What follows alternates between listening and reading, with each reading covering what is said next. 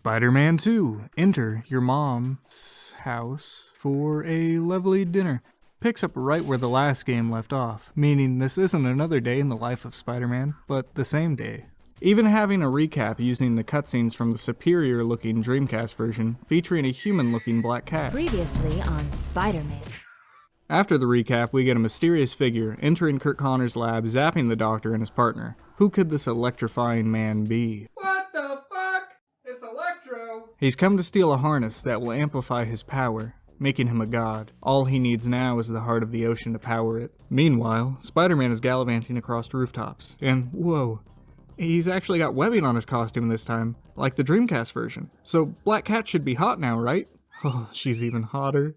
Beast takes the place of Black Cat for the tutorial, because the PlayStation 1 can't render a pencil-thin mask and Spidey suit webbing at the same time, apparently. I'm not really complaining though, as seeing the cameos in the first game was part of the fun. Too bad this is the only hero cameo in the whole game, with Rogue and Professor X being relegated to the side training mode. Beast goes over the basics, combat and web swinging, with the latter operating exactly as it did in the first game. As for the combat, it's been slightly altered, with new punch and kick animations. The new kick combo now ending with a roundhouse instead of the mule kick. Maybe it's just me, but the roundhouse never looks like it's fully connecting, or the thugs will just get knocked out before I even get to that part of the combo. Either way, the changes don't really add anything. But they did make it to where you can shoot web balls while in the air and while web swinging, which is dope as fuck. It's also extremely useful in later levels when you're bombarded by drones and gunfire. Along with that, the levels are a lot more open, with some taking place on street level. Large stretches of buildings fill the small draw distance, with bad boys sprinkled throughout, most of which look like Duke Nukem rejects. Yes. This whole tutorial seems out of place. It's not bad as it teaches you what you need to know, but other than that it could be skipped entirely.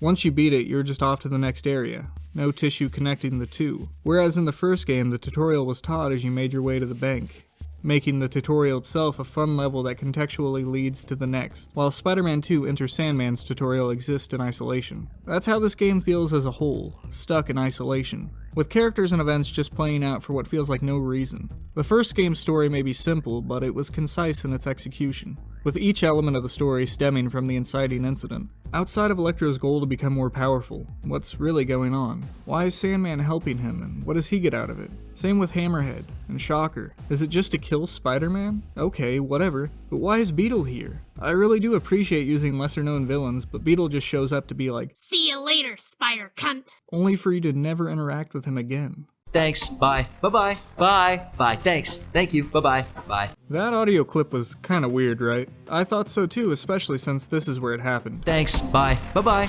bye, bye, thanks, thank you, bye-bye, bye. There's a lot of odd vocal performances and sound effects throughout. Unless the team takes out Spider-Man. Give me the jewel, Spider-Man! Give me the jewel!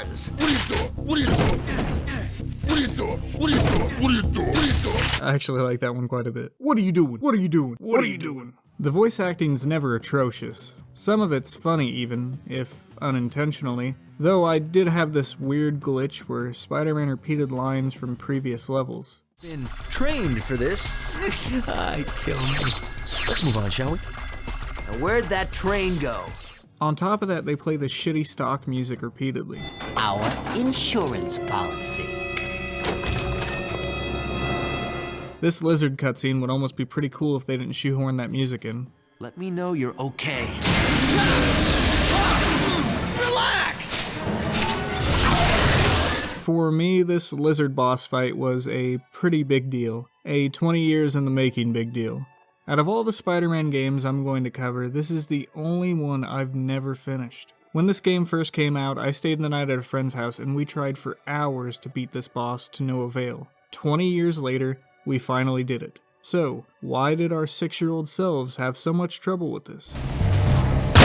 Oh yeah! Because it's fucking bullshit. Let me explain. You have to do an admittedly easy puzzle, but you have to do this 3 times for VATS A, B, and C. Then hit Containment Override, then press Exit. Sounds simple enough, right? Thing is, the game doesn't explain any of this to you. You just have to figure it out, and if you don't do this quickly enough, the lizard will burst through the door and wipe the floor with you. If this happens, you won't get the cure, and without it, you can't damage him at all. So you'll have to let him kill you, so you can try again. No wonder we couldn't get past this as kids. Making an antidote to cure Kurt and using it to weaken him is a neat idea, if it didn't come across so cheap. Sometimes I'd shoot him with the cure only for it not to work, even though he'd make the noise as if I hit him. Also, I fell through the ground here. Cool. Each boss has a gimmick that ranges from tedious to laughably easy. Get Sandman wet, punch him. Get Sandman wet, punch him. Get Sandman wet, punch him. Yank Hammerhead's gun, punch him. Yank Hammerhead's gun, punch him. Yank Hammerhead's gun. Oh, he's dead already. I take that back.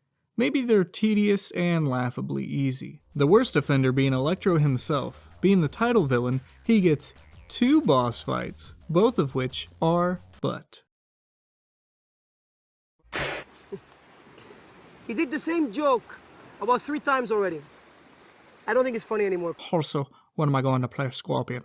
That's my Voss impression. I know it sounds like Tony Montana, but they both got like a cut on their eye or whatever, so it's pretty close. The first one, he just stands in one spot, occasionally throwing out lightning bolts like a LARPer. Pretty lackluster boss fight. I've even seen a few people beat it by spamming web balls repeatedly. This can't be the intended way to beat him. Yeah. The second boss fight is a little more inventive, though that's not saying much. Electro gets the jewel to power the thing, becoming a self-proclaimed god, traveling to the top of the not Twin Towers to scream about playing DDR with Zeus. Tonight, Electro dances with the gods! Spidey shows up wearing a battle-damaged suit, which is pretty cool, even though they never show how it got damaged in the first place. I mentioned that some of the other boss fights were tedious, but this one takes the cake. Now it's time for me to light my candles. You'll have to break these generators on this tower, otherwise he'll heal himself during the fight. After that, you break the generators on the other building. Electro is invincible in his hyper form. You have to dodge his attacks for what feels like an hour, waiting for him to try draining energy from one of the broken generators. Once he finally does that, you can damage him. Rinse and repeat until he's defeated. So much for playing DDR with Zeus. Looks like you're playing Star Wars Connect in hell. Would have been a better line than... This goes to show that good wins because evil is dumb. Spider-Man 2, Enter the Matrix, is the spider side of the duology. A cheap clone that manages to feel and play close to its original counterpart. But there's a reason people don't really talk about Spider Side or Enter Electro. It lacks polish, with glitches abound and an undercooked story. The game doesn't innovate on any of its previous mechanics. The closest they come to doing something new is the electric webbing and ice webbing, with the ice webbing being completely pointless, freezing the enemy rather than webbing them up. It's really just a new animation to take thugs out. The electric web does more damage, I think. You rarely get to use either of them anyway. I will commend the game for its costumes though. Some pretty niche choices. 2 of the 4 costumes from the Identity Crisis storyline, and also the fucking Spider Phoenix. I don't think these 3 have been featured in any other game. Look, I get it. The game wasn't even made by the original team of Neversoft employees, but by Vicarious Visions. A lot of the problems I have are due to the honestly impressive turnaround time. With some more time, who knows what they would have been able to bang out. Spider-Man 2 was released August 2001, 4 days shy of a year after the first game, with the original final level taking place on the Twin Towers. Soon after the game's initial release, the game was recalled in favor of releasing an alternate version that removed any reference to the World Trade Center, adding a bridge to the Twin Towers in the final level to try and avoid comparisons between the two. The new and most commonly found version was released on October 31st, 2001. What are you doing? What are you doing? What are you doing? What are you doing? Even though I didn't like Enter Electro, I'd be lying if I said I didn't have fun playing it, at least with my friend. While playing it by myself was a whole different story, getting to put a bow on a 20-year-old unfinished memory made it all worth it. I guess the real treasure was the friends we made along the way.